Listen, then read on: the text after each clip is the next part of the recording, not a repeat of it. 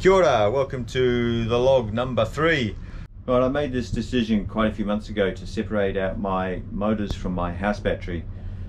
Before, like a lot of boats, you've got a house battery and a start motor, but they're quite often connected, and I decided to get rid of all that connection for the simple reason is that as I was upgrading to lithium ion, and lithium ion is a slightly different charging voltage from my old alternators.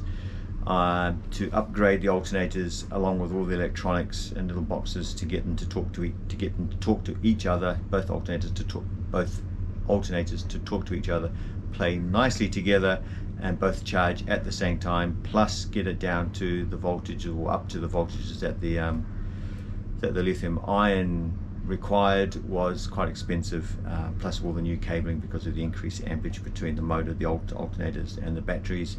It was going to run close to just under $3,000 US, and that $3,000 US is the same as all my batteries or all my Victron or the whole solar panel array, which I haven't put in yet, but that's the sort of level of what we're looking at. So I simply couldn't afford that, so it was just simpler to think, well, do I actually need high output alternators on my little motors to try and charge my batteries when I could just rely on the solar and just a small portable generator. What I did was just stripped all the cables out that ran from the motors from each other and from each other to the main battery bank, and that took a lot of weight off the boat and also just freed up a whole lot of complexity that I don't need. So what I have at the moment are two standalone motors that are independent of each other and of the rest of the boat. So just like a standard car or a tractor or anything else, the start battery for the motor starts that motor. If there's any issues, I can use the jumper leads, which I think yep, I've got some jumper leads here. So I can run those from one battery box over there all the way over to there, and I can jump start one battery, one motor to the other. That's for the port side motor. The starboard side motor does have the anchor windlass on there, so that motor is always running when we're bringing up the anchors. It's a little bit more critical, but again, it should never run flat because the motors are always running, or the motor's always running when it needs to, when we need to put up the anchor.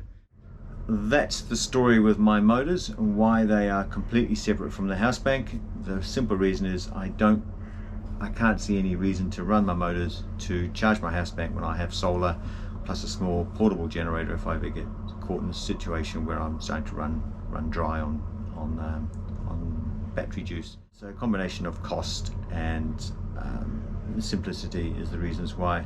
Today's mission is to connect these batteries, which are under here, I think here, is to connect these batteries up.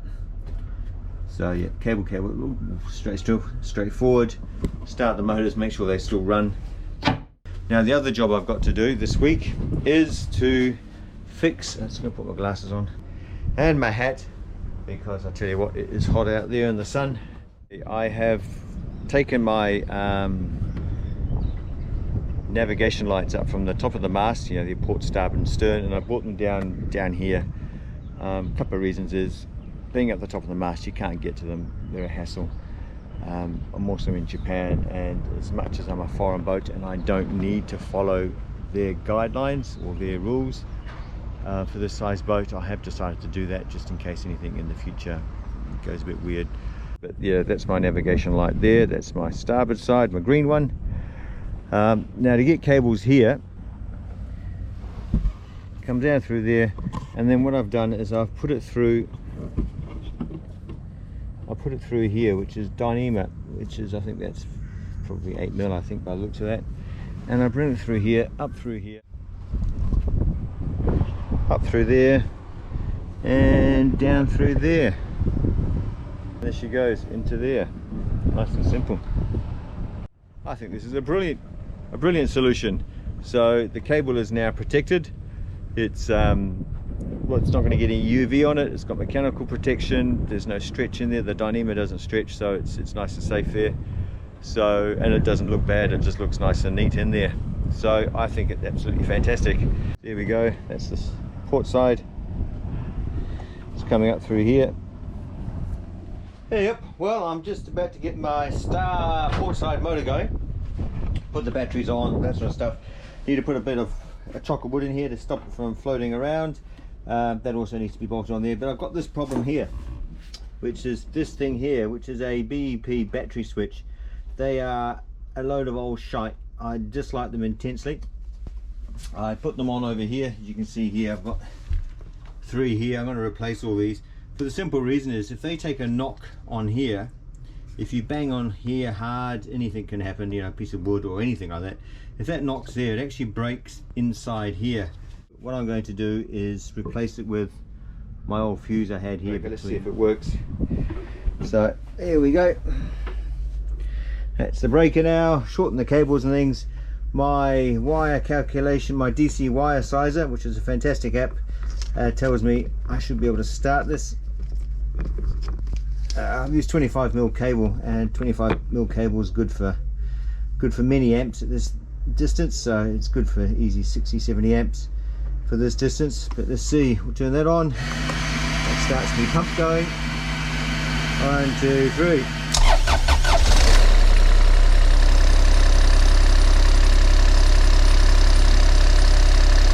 Just gotta make sure the water's pumping out. Lots of water coming out of there.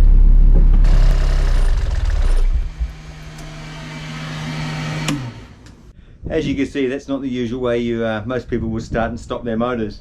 I've taken all my instruments out. I wanted to replace them. The instruments that came with the boat are these from Daikon there. Well, actually I don't think any of those are original. I would have loved to have NMEA style instruments on there. It's quite reliable now. I don't have any problems with them. The other option I can get is just to have a simple control panel that says a warning light comes on when your oil pressure drops high or low, and one for the temperature. I prefer to have gauges that I can actually monitor to see what's happening. If I've got low oil pressure, I can physically see it. The same if it goes high, and the same with the water temperatures. They can give you a big indication before things go wrong that you need to do some preventative maintenance. Well, that gave me a bit of a scare, the starboard side motor. So hooked everything up, this motor started, the water's coming out, all good, and I put it into gear and it stalled straight away. And yeah, so I just go down there and find out why it's stalled. And that thing there is locked. It's in neutral. There's the neutral bit up and down there. I see it down there, maybe. There it is, down, up and down. It was in the neutral position, went under the boat in the kayak, and yep, I can't move the props at all. Dead, you know, just locked solid. Got the crowbar out down here, and did my best to try and leave it around. It was also locked solid. So yeah, I put it into first, and then sort of slightly wiggled it forward, wiggled it a bit further, and then put it in reverse. Did the same way, and then put it back in neutral. Started it up, and then gave it a bit of revs.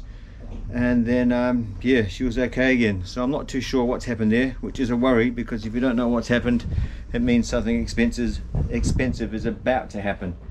But anyway, gave me a bit of a scare. So I was just thinking all that money that's got to go into replacing or repairing these drive units. They're pretty expensive stuff. Yeah, so tomorrow is battery, get the windlass working. That's an essential safety piece. And then tomorrow's Thursday, so Friday will be getting all the rest of the lights, my navigation lights going. The anchor light's already working.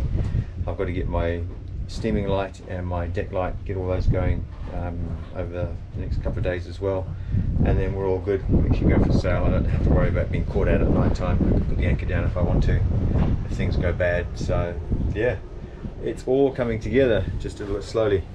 Anyway, so I'm gonna go. I shall see you guys later. Cheers guys.